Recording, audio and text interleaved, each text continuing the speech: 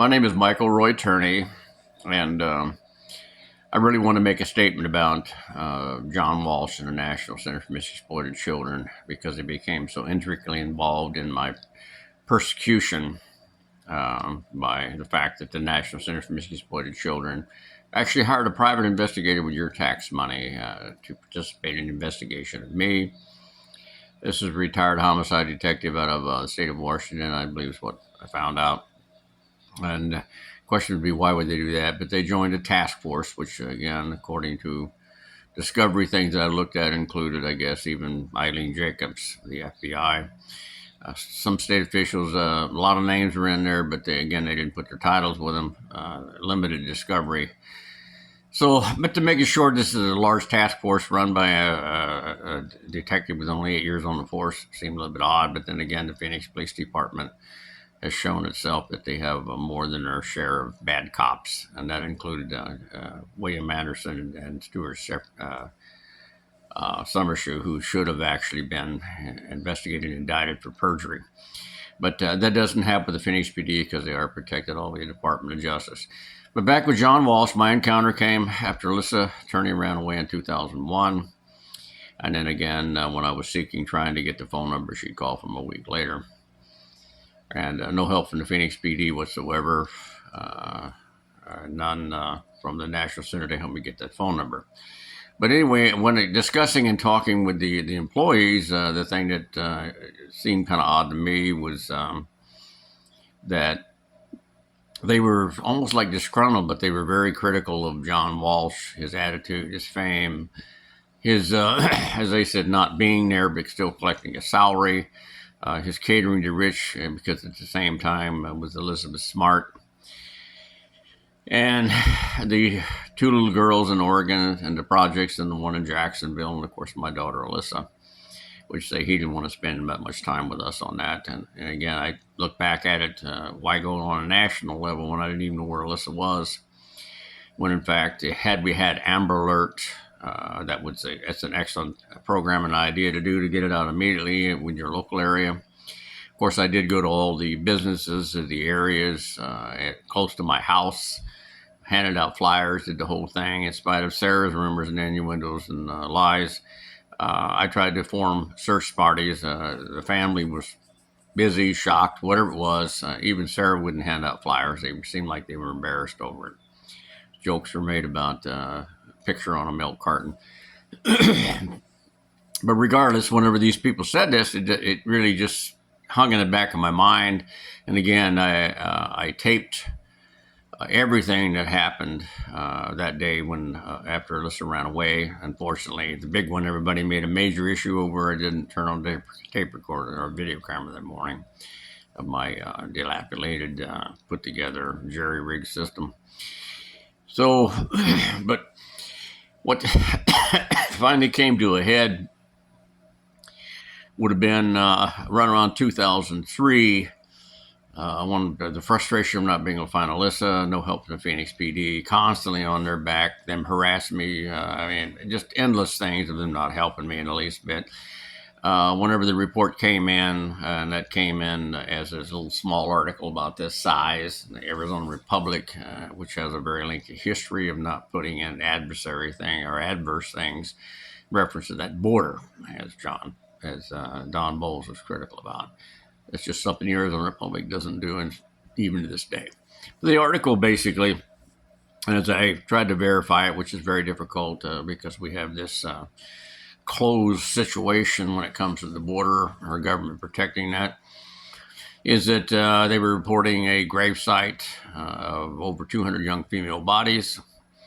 And of course, my interest would be I had a missing daughter, and I wanted to see what we could do to get somebody to go down there, either nothing else, run DNA. I'd listened to John Walsh's big speech about we have Interpol now, we can go anywhere around the world to relieve the suffering of a parent. All that built up into a pressure point where it just aggravated the hell out of me. So what I decided to do was what I've done on many situations when you have these powerful people who don't think they can't be touched or approached, knowing full well that the National Center for Missing Exploited Children accepted federal funding. That means they're subject to an auditor. This is a little key to the back door when you want to expose a corrupt politician who's abusing their power as well as the funds. And wasn't long after that to where an article came out in a little tiny little small thing about that big, but it still said John Walsh had to pay back $3.2 million. Now, why say all this kind of stuff? What's that got to do with the price of rice in China? Well, it has to do with the fact that the National Center for Missing Exploited Children hired a retired homicide detective. Somebody supposedly retired out of the state of Washington, and then, of course, me catching her photograph my house in 2006, I think 7, whatever it was, and I began to realize that I was being investigated by the Phoenix PD. And under the statute of the law in Arizona, they had a right to declare Alyssa dead. So obviously they were going to start a homicide investigation. And folks, I've been a pain in the ass of this state many, many times, including the Phoenix PD. I've not been hesitant since Don Bowles especially was blown up to whenever learned about a corrupt, bad Phoenix cop to expose that, trying the best we could to get rid of them because they are a very powerful police department and, in my opinion, very corrupt. Which makes all the good officers look bad, which is the majority of those people, way beyond majority. It's always a small group, but there's a power brokers in this state who do control a faction within that police department, which Don Bowles called the Gestapo. And they enforce those people's wants, including protecting that border. And Arizona is the only state out of 48 continentals that's known as the quarter for human trafficking sex slave. And I'm talking about one direction going out, not coming back. This has primarily been little girls. Finding grave sites in Mexico and hearing about them is not really that unusual, but 200 is quite unusual. So to make it short, I took it, went to the auditors, gave them copies of the tape recordings of the employees with as many details they said, what have you. And chronology-wise, it came later that John Walsh was made to pay back $3.2 million. Tiny article. Not interest, not investigation for misappropriating a federally funded organization. And so later on, again, they hire this private detective, and they're part of the task force to come after me. And that is something that sticks in my craw, if you want to know the truth, because the way they twisted things in reference to my daughter, you got this guy that built a whole career off of absolute negligence to the point that one of their children was killed. And all of a sudden now they're going to criticize the way I'm raising and taking care of a learning impaired child in a state that's so indifferent towards that. It's disgusting. And you're going to keep watch on this child so she's safe. So when they joined this task force, and the key issue of this is that the original search warrant, the Phoenix PD wanted all tape recordings between me and the Phoenix PD, me and the National Center for Missing Exploited Children, and all other law enforcement, which would have included, of course, the FBI, who was talking with Thomas Heimer, and I was talking with them, providing them pictures of Alyssa's jewelry and clothing, which he had identified. These kind of things, when you look at the overall picture about the involvement of the National Center for Missing Exploited Children, why would they want theirs? I mean, all these organizations tape any call, whether it's incoming or outgoing. But it did show that, again, John Walsh's staff saying a lot of things, even more than him not being there, and was still drawing a salary. The things that he was saying and doing, which was obviously, exploiting his power and fame, and being protected by the Department of Justice, not being properly investigated, which were several of the comments that were made by the employees at that time. All these tape recordings were confiscated by the Phoenix PD and are refusing to release them. Even when the mass destruction of the plastic pipe bombs occurred, and I want to tell you, those plastic pipe bombs only arrived after the Phoenix PD got there. These people, whenever I tried to get my public defender onto the federal charges to do anything, of course, he didn't do anything because the policy was the prosecutors of the federal government were allowed to coerce, threaten, and if they did me without any choice, that's how they can maintain a 90-plus conviction rate at that time. In my case, basically they said that plastic pipe bombs were found by the cops.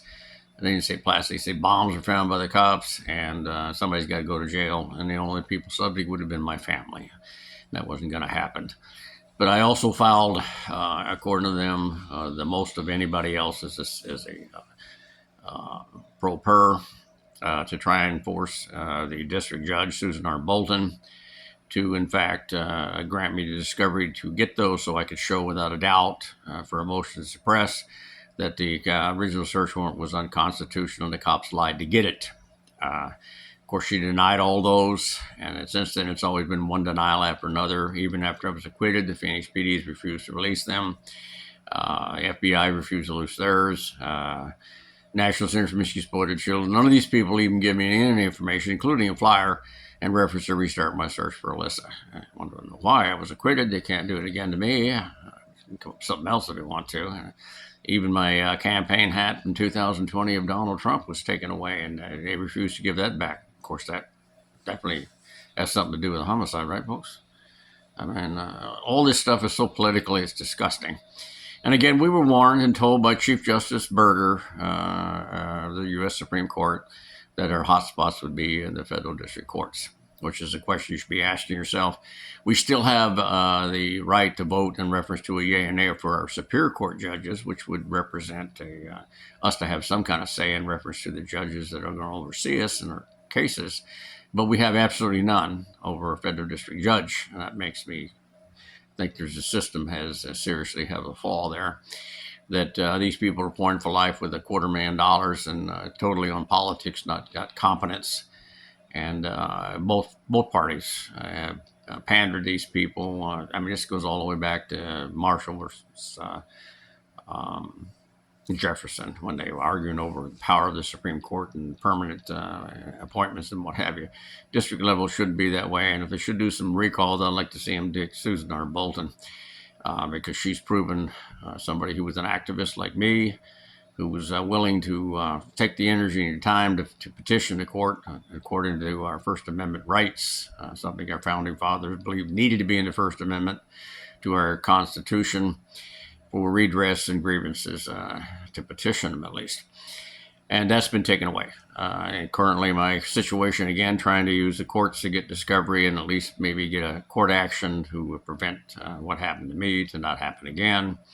It was shoved up into the federal district court, which is, again, I'm awaiting for them to turn around and dismiss that as frivolous because I couldn't get an attorney. According to Maricopa County Bar Association, no one was going to represent me in this case. Conflict of interest. Remember, I told you about that little phrase I use quite often. No private attorney would take it, not enough money for them. Too much bad publicity from the ABC and NBC and their little pet shows trying to tell you how to think and what to think. So where does this all come down, and what's my encounter with John Walsh? You might want to ask yourself, why would they want my tape recordings between me and the National Center for Missing Exploited? What's that got to do with a murder investigation reference that? It's because it would have shown I was being cooperative. It would have shown also that the National Center for Missing Exploited Children, the Department of Justice, who's funding a lot of this stuff for the Phoenix PD to go after me, so that they could actually destroy those tape recordings, which would prove without a doubt that John Walsh was definitely drawing a salary when he shouldn't have been, misappropriating funds of a federally taxed organization like the National Center for Exploited Children. You don't need them, folks. All you need, the Amber Alert's a good one. If you live in a community that has churches, this is what you do. First 24 to 72 hours, you get those people together. That's what you hunt for your child, and you don't have time to wait for the Phoenix Police Department or your local police departments. They don't even have enough staff, folks. They really don't. Too many runaways, too much stuff. And you live in the corridor for human trafficking, sex slave trade. Very dangerous place to bring up a family. Most of the police departments have been really influenced by an unconstitutional anti-Bill of Rights police department that's been teaching that for years and years and years, subject to exactly what they've told their police officers, that it's up to each officer whether he wants to give the rights under the Constitution or your civil rights. And that's a very bad attitude to take because not all cops are good cops. And me, I tape recorded all this stuff because I've never trusted the City of Phoenix Police Department. For your own personal rights in reference to your children, I advise you, if you don't want to tape their conversation because you think for some reason you're being deceitful, that's your choice. But you need a witness because there's going to be a lot of lying going on. And if they choose they want to after 5 years and your child's been gone, they can charge you with murder, just like it did me. Throw you in jail, $500,000 cash bond. deny you access to it. In my case, they went way overboard with the full military operation on a public street, which could have got me shot and killed, especially if I'd have turned around with my cane. With all those green lights on me, they'd have killed me, without a doubt. And then, of course, the COVID-19 at my age should have killed me. Anybody that saw when I got out of prison after 3 years. I mean, it was so far out of violation, folks, they wouldn't even give me a list of my medications so I could go down and get them.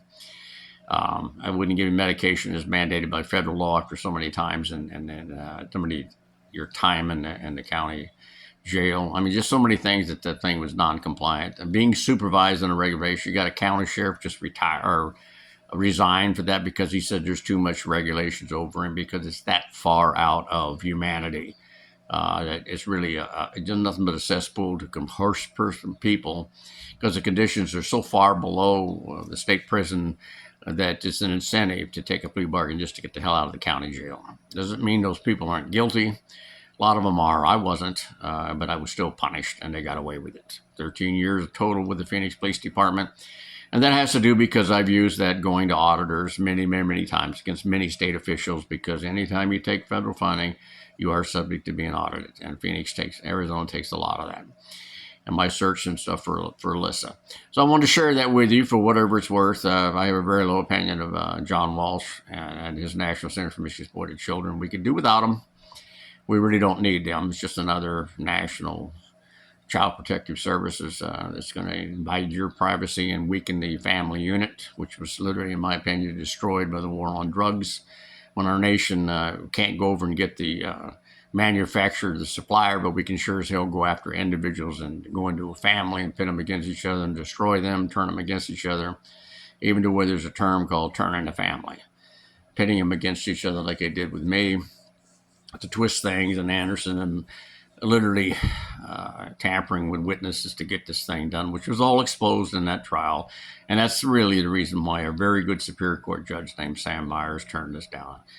Just acquitted it because it just wasn't there. Not even enough substantial that he felt could override the national bad news and publicity against me by NBC, ABC, Court TV, and all of this stuff, this witch hunt crap. That again, I hate to see it against the Walsh family because that's all it is. Whether this man killed his child or not, that's not the issue. He did. He and his wife both did. They shortened that young man's life because of their seriously stupid, bad decisions. But is that a crime? It is to me. It was to me. It caused me that I murdered my own daughter. I mean, as a parent, do I feel guilty about it? Am I running my daughter off because I was too restrictive? Probably, but I should have been more restrictive when it comes to people influencer. But regardless, I wanted to share that with you instead of rambling back and forth on it. That's what the involvement of the National Center for Missing Exploited Children was, to participate in the persecution of me, a private citizen, and there's no way I can touch them. I can't get a private attorney, can't get anybody, so and my lawsuit will be thrown to the trash by the our federal district courts, which are all totally compromised, and your First Amendment right to petition your government for grievances as a citizen without a doctorate, without large bundles of cash based on socioeconomic status, to where you can get the redress for being mistreated by your government. It's pretty much gone. It's not going to happen because the executive and the legislative branch divide up our judicial branches to where we don't even have access to our federal district courts. So you have a good one. I wish you good luck with it. I wanted to share that at least with you. I think it's important you understand that the National Center for Missing Exploited Children was deep involved in this, using the Phoenix PD as Phoenix PD used them in order to, nothing else, seek revenge for me turning Walsh in for misappropriating and taking funds when he shouldn't have to the auditors, which was obviously they found something and they did it. And then wanted to get those tape recordings so that they could I could not have access to the evidence that would prove beyond a doubt the original search warrant was unconstitutional. And then also that Anderson lied to the grand jury. You have a good day.